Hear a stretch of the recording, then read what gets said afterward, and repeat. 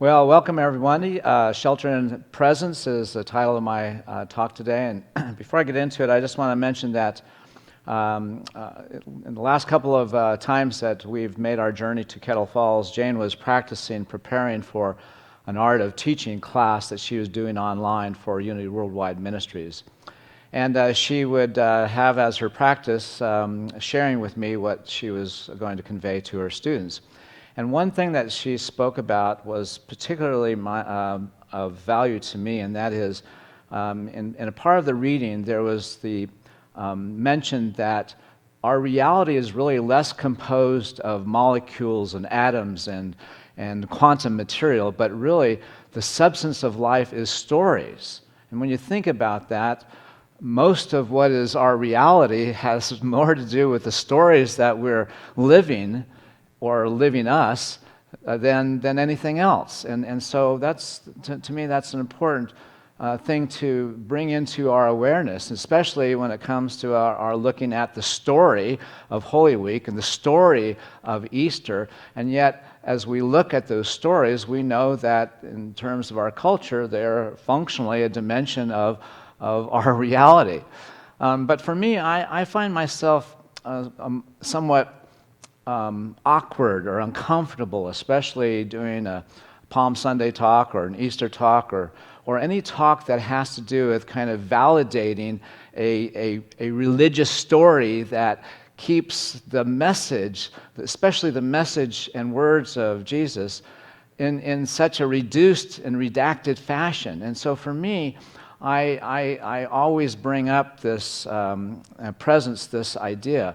Are we really talking about celebrating Jesus as the sacrificial lamb, or are we looking at Jesus as really master teacher? And when we extract Jesus out of Christianity and instead place him in the role of wayshow or of elder brother, of someone who cares so deeply about humankind that he wants to create a demonstration that reveals the universal nature of our essence, our divinity. If we relate to Jesus and his life and teachings, and indeed the historical events in the context of his unfolding this message, and then if we in turn understand that what we celebrate or what is practiced as our religious tradition or our Christian tradition has less to do about the reality of what he was seeking to convey and express so that all of us would embody. And so I find that struggling to make sense with the history, I mean, the fact is that, in the story tells us that he was aware that the Pharisees were conspiring to murder him, to kill him, and yet there are aspects of the story that we can actually find of value, independent of whether or not this is really history or allegory. We can still find that the elements of the story give us a sense of having a deeper awareness, a deeper understanding of what is living outside of the scope of our religious concepts, but lives in the context of metaphysics.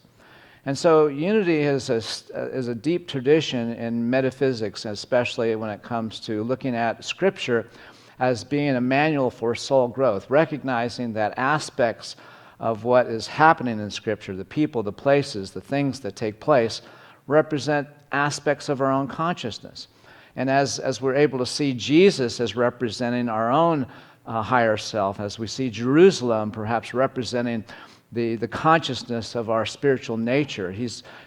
Jesus is entering into Jerusalem. He is embodying these metaphors. As a matter of fact, one of our colleagues, Reverend Bill Hilton, has gone so far as to identify all the elements of the triumphal entry, the great entrance into Jerusalem, and what all of those elements of that story represent. And as you can see from the slide, it serves the greater good to move from Lamb of God, Jesus sacrificing himself to bear the sins of humankind, to rather know he was representing a pathway for us to gain freedom, for us to enter into the same capacity that he manifested and demonstrated.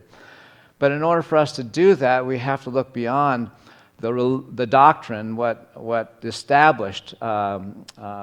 establishment portrays, and look at what the meanings might represent as a part of our own unfolding consciousness. So my talk is not about the metaphysics of Jesus today, so I'm just wanting you to be aware that these are ways in which we can kind of begin to have experience value from these traditions that we have. So if Holy Week can really move us into a greater awareness of what's going on within us, especially in the greater context of what's happening to us, then we can use the experience of Holy Week and ultimately the resurrection, the crucifixion and resurrection of Jesus as being as representing our own struggle, our own effort to kind of awaken to who we truly are. And so we're not looking at the cross as evidence of Jesus' death so much as recognizing that there was nothing that defeated Jesus in his earthly life experience. It's just that we have to make meaning that gives us a sense of how we can connect up to that very same dimension of ourself.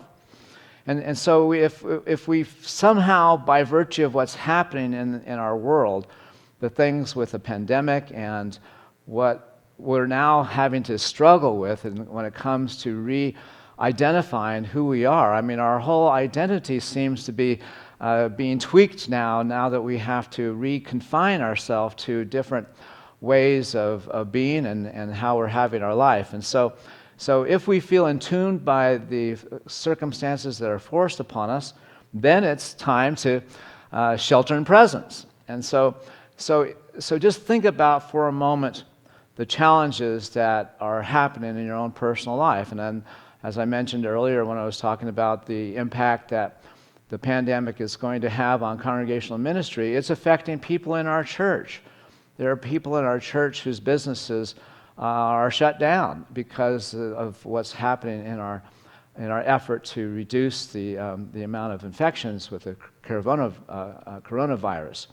And so we need to see that our spiritual practices and principles can bring us into a capacity to use what is happening in our outer experience, but we have to approach that in a way that enables us to process and work through the dimensions, the aspects of ourself that are tied up and embedded in the belief in separation or the belief that there's something out there that can eclipse our greater good. We still have that to work through because we still have unconscious and conditioned aspects of ourselves.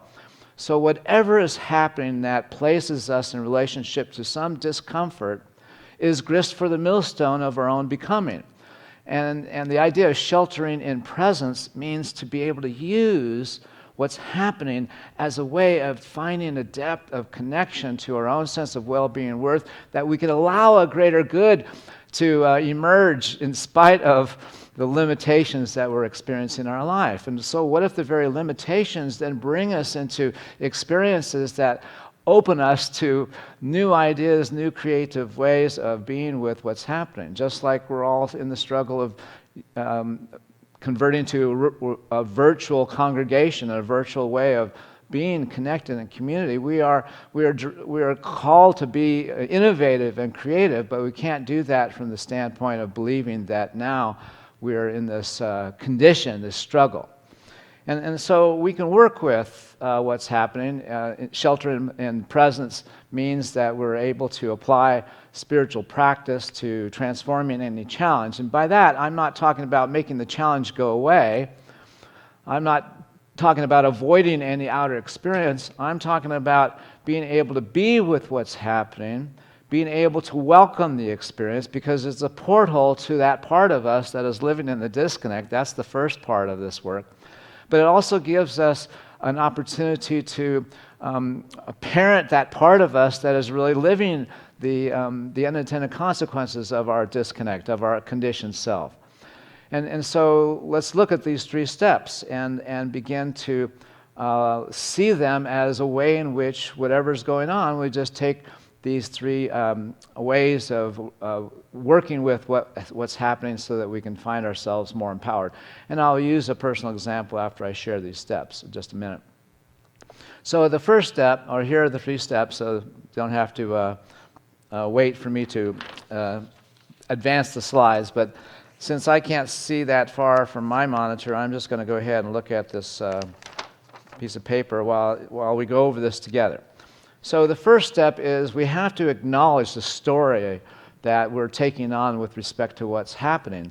And we need to kind of be in the fullness of that story, especially its yuck, all of the baggage. And so the best way to work with this, but this, by the way, comes from Reverend Dr. Jane, and she has described this process in an earlier talk. She called it reauthorizing herself. In other words, if we're the author of our own story, then we get to make up how our story unfolds. We get to make up how we're going to be with what's happening. We get to make those things up because that's what story is all about. It's our effort to make meaning and make our what we're having in alignment with our sense of purpose and passion. And so once we do the step of really engaging the depth of despair or disappointment or discomfort that we're having, and we see how it is attached to what's happening in the outer, then we can begin to recognize that what also is going on is that there's a part of us that is in the disconnect, that is in fear, that is in one sense of not enough.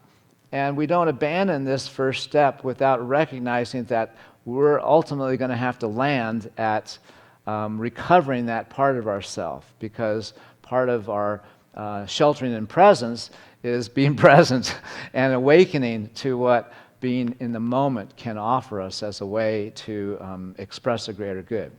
So step 2 now places us in a kind of in-between place. And it's an opportunity for us to kind of revisit the circumstances of what's happening in our experience, but detached from the emotional baggage that we have superimposed upon it or projected upon it.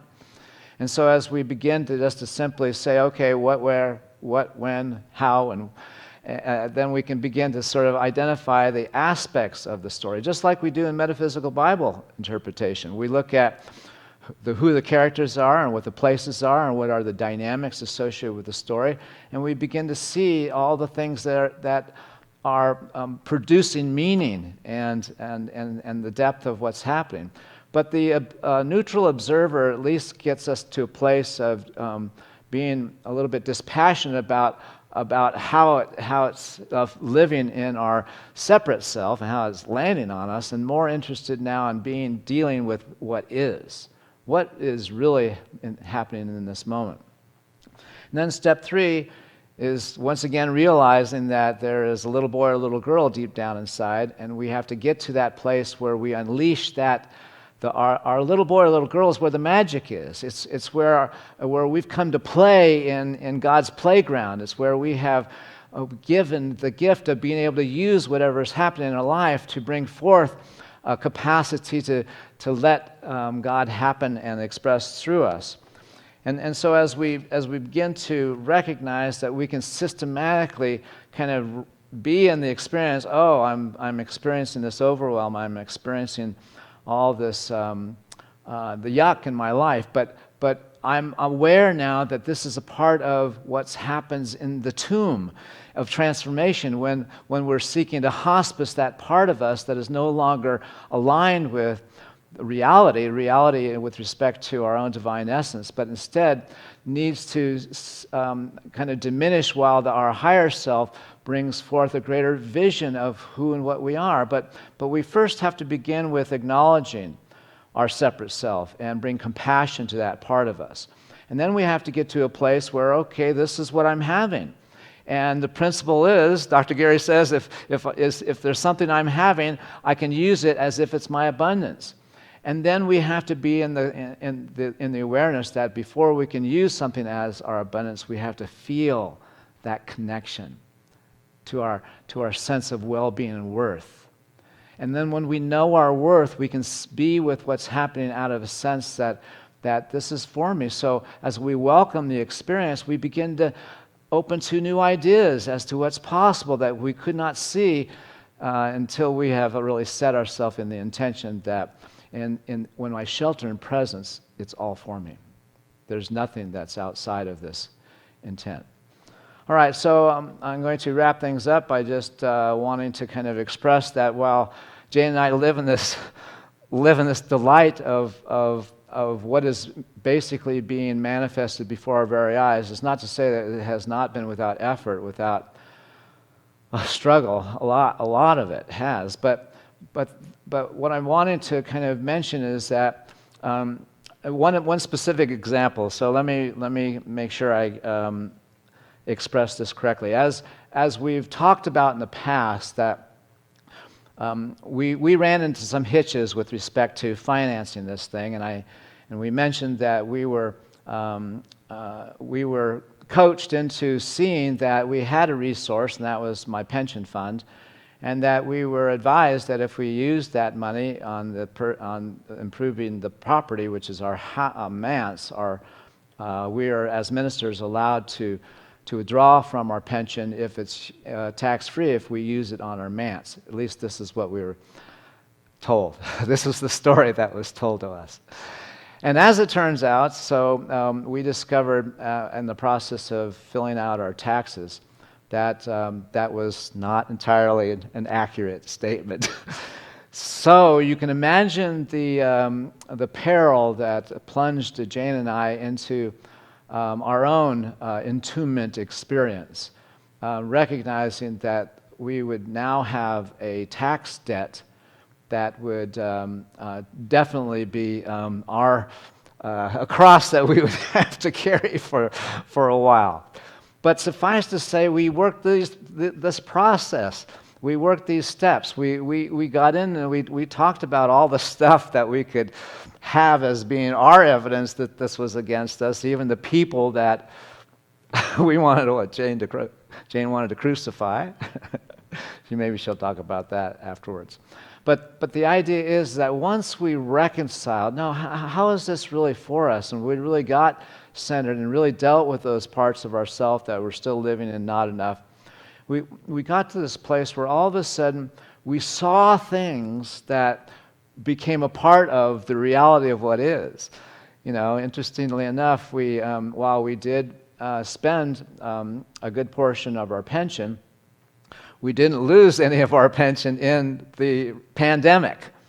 And so just seeing that as being evidence that this was not necessarily something that was against us, but there were dimensions of what we did that maybe was not necessarily ideal that actually worked out for us. And yet we could have lived in this sense of fear and resentment and anger. We could have lashed out at those who led us astray. But once we realized, no, we created this. We welcomed this information. We wanted to do this. And then we had to deal with our own sense of regret about whether or not we decided that we shouldn't have done this. Anyway, the long story short, it's a long story, and I want to make this short, is that we were able to arrive at a place where we could see that, yes, we might have done this differently. It might have been in a different time more advised to do things differently under the circumstances. Certainly we would not want to inadvertently take on additional expense with the IRS. But suffice to say, we're at a place in our lives right now where we are so aware of how life is always synchronistic and for us. And we're experiencing what Deepak Chopra describes as non-dual synchronicities, correlations, that things begin to happen when we live out of this meta-awareness of life living itself through us as the living Christ.